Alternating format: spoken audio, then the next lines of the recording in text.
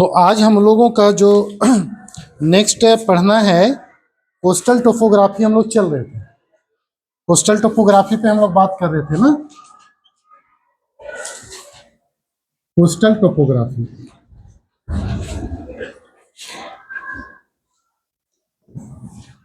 तो एक बार फिर आपके 11th क्लास में एक नए टॉपिक के साथ उसी टॉपिक को आगे बढ़ाते हैं।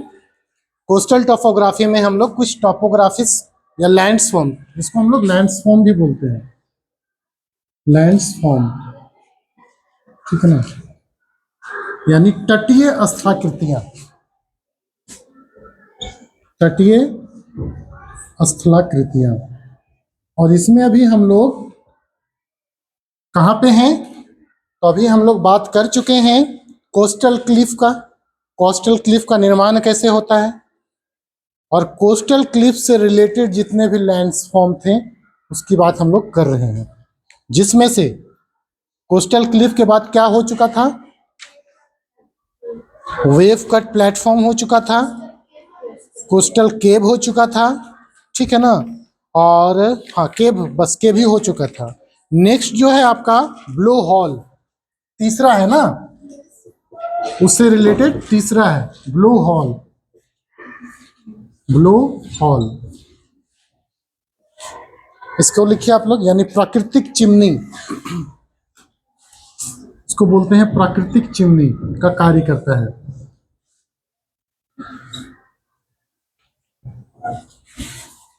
ठीक है, इसमें लिखिए, इसमें लिखिए, जब सागरीय तरंगे, जल्दी जल्दी लिखिएगा आप लोग, जब सागरीय तरंगे तटीय कंदरा का कटाव करते हुए, जब सागरीय तरंगे तटीय कंदरा का कटाव करते हुए, यानी अपर्दन करते हुए, कटाव करते हुए तटीय भृगु के, तटीय भृगु को क्या बोलते हैं? Coastal Cliff. हाँ, करते हुए तटीय भृगु के, तटीय भृगु के, तटीय भृगु के शीर्ष,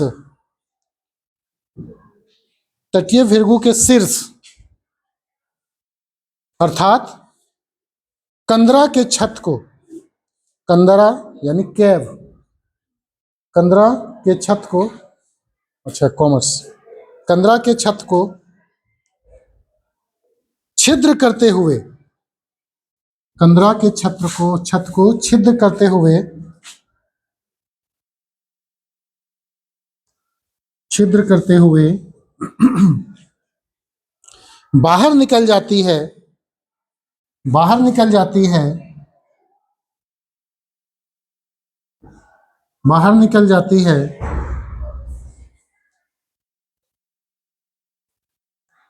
तो शीर्ष पर निर्मित छिद्र को, तो शीर्ष पर निर्मित छिद्र को, तो शीर्ष पर निर्मित छिद्र को ब्लो हॉल, ब्लो हॉल अर्थात प्राकृतिक चिमनी कहते हैं, ब्लो हॉल अर्थात प्राकृतिक चिमनी कहते हैं। ठीक है, ये क्या हो गया? ये वाला भाग ब्लो हॉल, ठीक है।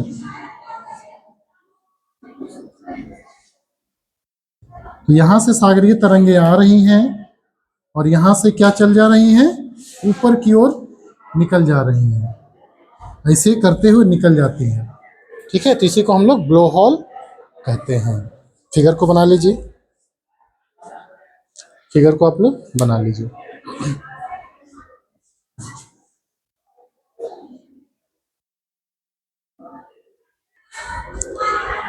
चलिए नेक्स्ट जो है हम लोगों का क्या है? इनलेट और जियो, इनलेट और जियो, ठीक है।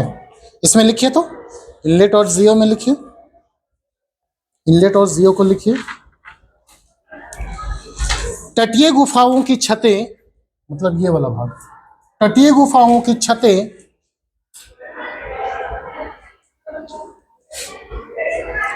टूटकर, तटीय गुफाओं की छतें टूटकर गिरने से, तटीय गुफाओं की छतें टूटकर गिरने से वहां संकरी, वहां संकरी संकरी एवं छोटी छोटी खाड़ियों का, वहां संकरी एवं छोटी छोटी खाड़ियों का, छोटी छोटी खाड़ियों का निर्माण हो जाता है, छोटी छोटी खाड़ियों का निर्माण हो जाता है, निर्माण हो जाता है, जिसे इनलेट या जियो के नाम से जाना जाता है। जिसे इनलेट, ऐसे लिखो, जिसे इनलेट कहते हैं, जिसे इनलेट कहते हैं, जिसे इनलेट कहते हैं।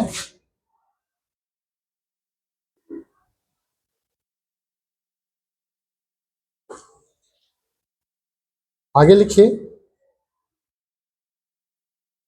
स्कॉटलैंड में, स्कॉटलैंड में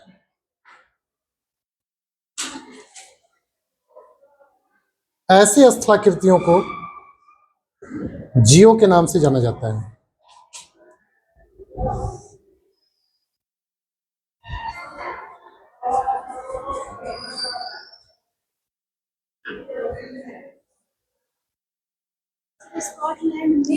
हाँ, स्कॉटलैंड में ऐसी स्थलाकृतियों को जियो के नाम से जाना जाता है।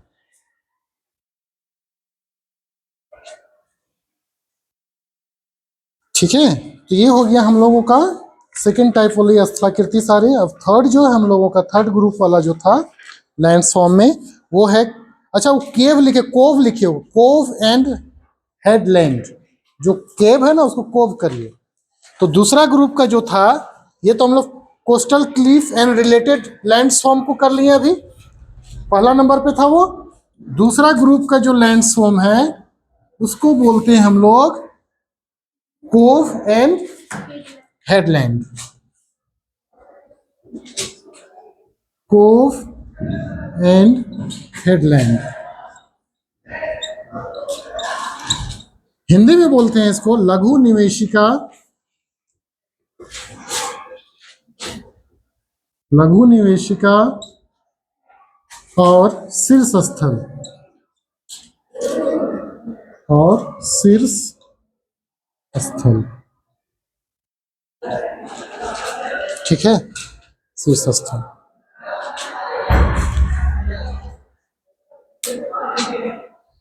इस, हाँ किसका, अच्छा किसका, अच्छा नहीं बनाए थे फिगर। अच्छा, इनलेट और जियो का फिगर नहीं बनाया आप लोग, मिटा दिया मैंने। अच्छा कोई बात नहीं, फिर से बना दे रहा हूँ।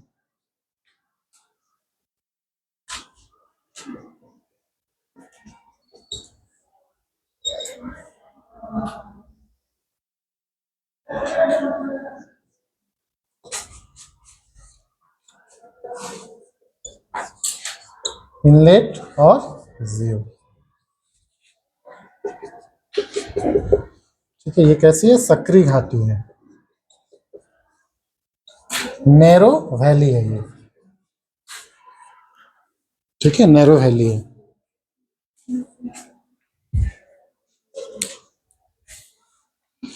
अब हम लोग बात करेंगे लघु निवेशिका और शीर्ष स्थल का। ठीक है, लघु निवेशिका और शीर्ष स्थल का। इसमें लिखिए, जहां सागरीय तटों पर, जहां सागरीय तटों पर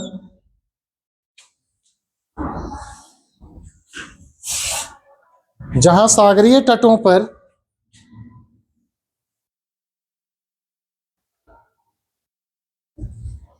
तटों पर मुलायम और कठोर चट्टानें मुलायम और कठोर चट्टानों से युक्त, ऐसे लिखिए, मुलायम और कठोर चट्टानों से युक्त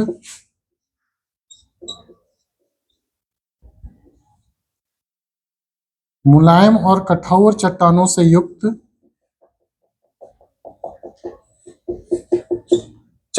युक्त संरचना मिलती है, मुलायम और कठोर चट्टानों से युक्त संरचना मिलती है,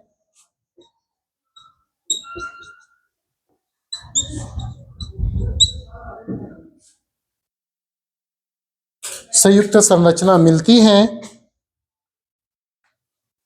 वहां सागरीय धाराएं मुलायम चट्टानों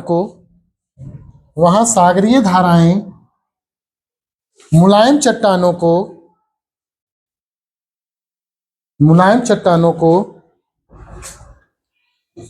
पहले काट देती हैं, पहले काट अथवा अपर्दित कर देती हैं, पहले काट अथवा अपर्दित कर देती हैं,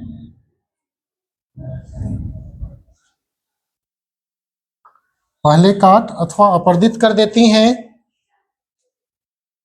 जबकि निकटवर्ती कठोर चट्टानें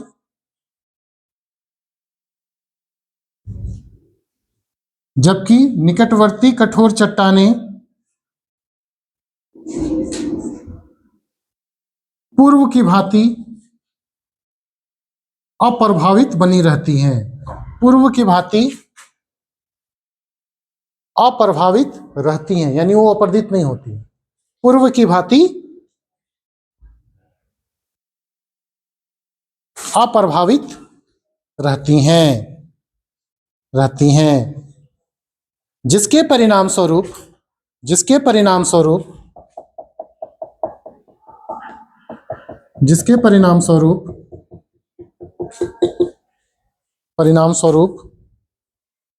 अंडाकार गोल आकृतियां बन जाती हैं, जिसके परिणाम स्वरूप अंडाकार गोल आकृतियां बन जाती हैं,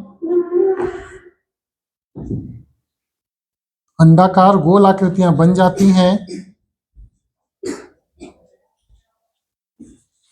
जिन्हें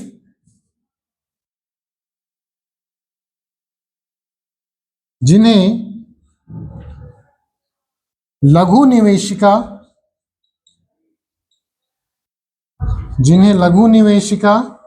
ब्रैकेट में कोब कहते हैं, जिन्हें लघु निवेशिका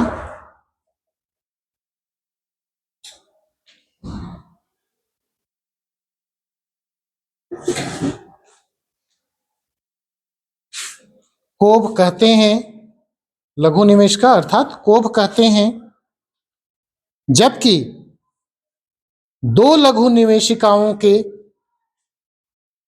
मध्य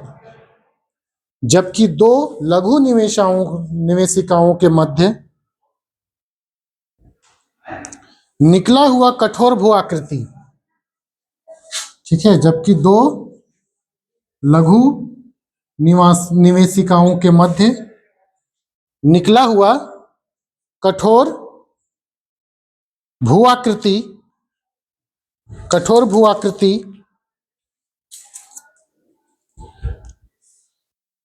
शीर्ष स्थल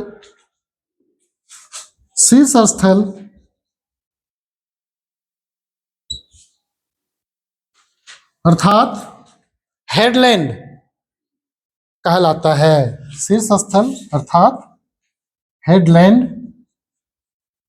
कहलाता है, ठीक है, समझ में आ गया बातें। जब तटीय क्षेत्रों में कठोर मुलायम चट्टाने का जो संरचना पाई जाती है, तो सागरीय तरंगे और धाराएं जो आती हैं, तो जलगति क्रिया के द्वारा मुलायम चट्टानों को क्या कर देती है, अपर्दित करके वहां गोल आकृति बना देती है, जिसे हम लोग क्या कहते हैं, लघु निवेशिका। जबकि कुछ मान लो मुलायम है तो फिर यहाँ पे कठोर वाला बारी आएगा ना, तो जो कठोर चट्टानें अप्रभावित पूर्णतः बन रह जाती हैं, तो दो लघु निवेशिकाओं के मध्य जो निकला हुआ भाग होता है उसी को हेडलैंड बोला जाता है। क्लियर? ठीक है, इस फिगर को बना लीजिए।